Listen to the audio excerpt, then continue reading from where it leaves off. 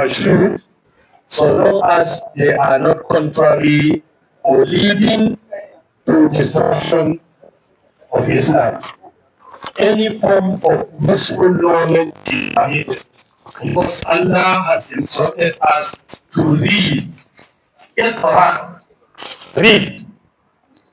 That reading is open, not restricted. Allah did not say read Quran or read Hadith. Just read. But while reading, you should read it in the name of your Lord who created. You read Agric in the name of your Lord. Read engineering in the name of your Lord. Read English in the name of your Lord. Read mathematics in the name of your Lord who created. Because all forms of useful knowledge are part of Islam. Non-useful knowledge which is not Islam.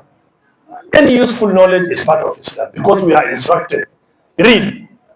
And in English, we have, when you analyze a sentence, you have a subject and predicate.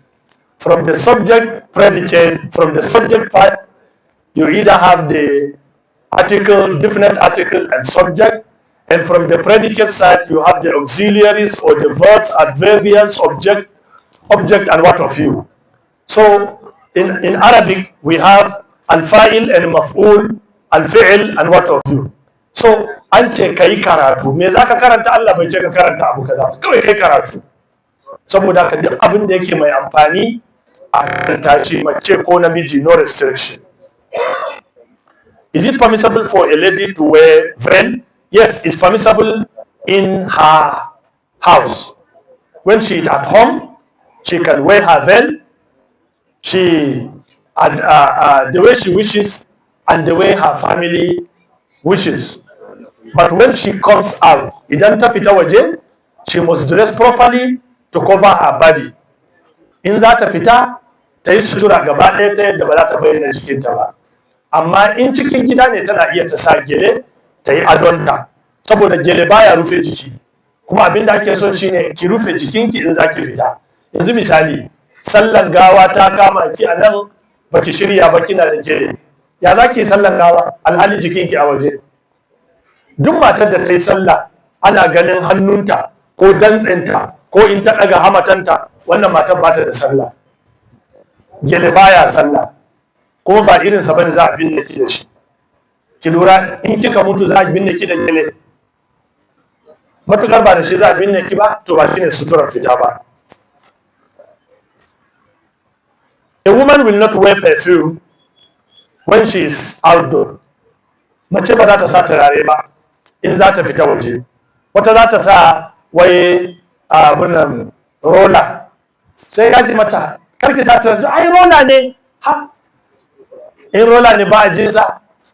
Ai body perfume ne. Body perfume ba shi da ƙanshi? Ai don ya hana, what do you call it, zufa. To don ya hana zufa ba shi da ƙanshi? Idan ka ji matarka ta sa turare za ta fita, ka ce wance ki dawo ki wanke turaren nan. Annabi sallallahu alaihi wasallam ya ce idan mace ta sa turare ta fita, in ta dawo gida ta yi wankan janaba. Ma'ana ba wai ta yi zina ba, dole ta wanke shi yadda take wankan janaba. It means she must wash it thoroughly. So it's a sin to wear perfume as a female when you are going out of your family house. Aka ce,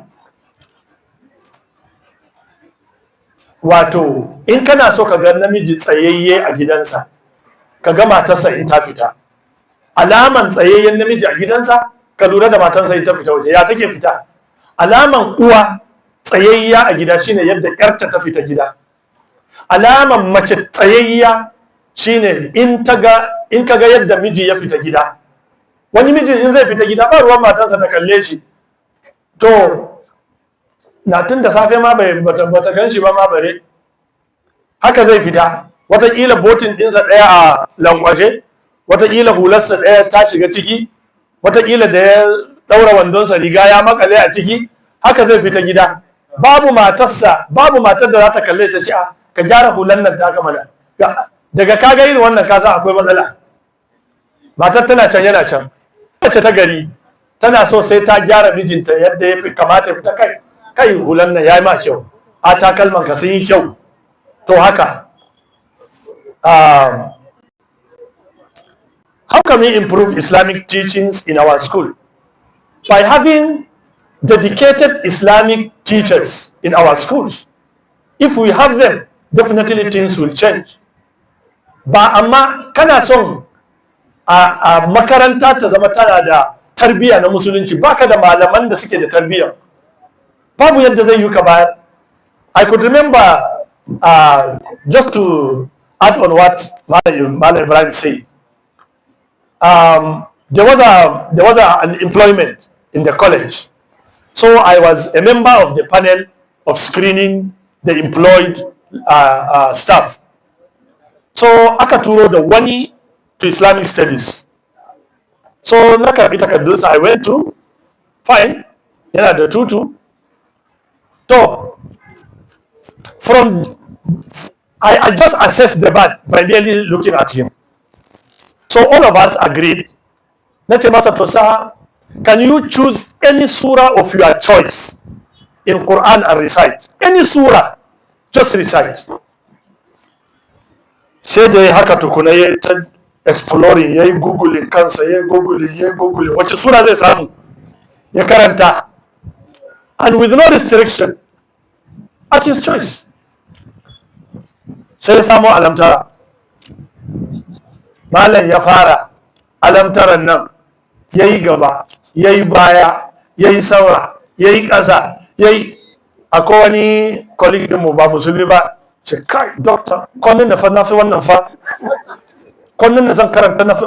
At the end of the day, we had to just rescue the alamtara from him, allow him go safely. A dole muka kwace alamtara a hannunsa. Kuma ya zo ne as a lecturer being sent, admitted to Islamic studies. He could not recite alamtara. And mind you, bayan ya fita, ya dawo wai ana kiransa daga National Assembly, ana tambayarsa wai yayi documentation ko bai yi ba. Na ce masa ba mu muke documentation ba, mu kawai screening ne namu. Shi kawai ya zo with the mindset that he has gotten employment into the department, kuma babu wani negotiation. It's a compromise to the system. But we were kuma addini mu nasiha, but to allow such people to go into the system. Therefore, we did not recommend him. So, babu yadda za a gyara tarbiyyar makaranta, babu malaman da za su gyara tarbiyyar. Misali, za ka ga makarantu sun ginu akan cewa Islamic schools, at the back of their mind, that suna son yara su yi producing, suna larabci, suna turanci. Amma in ka duba composition na malaman, sai ka ga malaman turanci constitute 80%, malaman larabci 20%. Ta yaya zai yi yaran su yi speaking Arabic? Ba zai yi ba. So yadda kake son product naka, yanzu misali ruwan nan, bottle of water, sai da aka yi conceptualizing dinsa. Da farko ana da shi kafin ai producing dinsa, in their mind they already have it in mind cewa ga yadda bottle din zai fito, and they put all the necessary facilities in order to have the product that matches with what they have, the concept that they have. And so also the schools, babu yadda ina son makarantar nan ta yi produce ma'addata, baka da ma'addata Qur'ani. Kana son kai producing masu larabci, ba masu larabci a makaranta. So dole mu yi balancing abubuwa. If you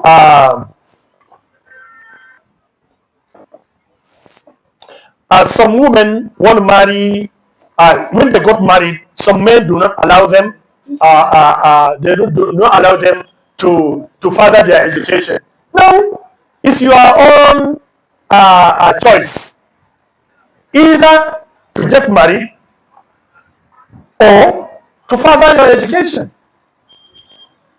But I always warn men and women, don't go into marriage contract on condition.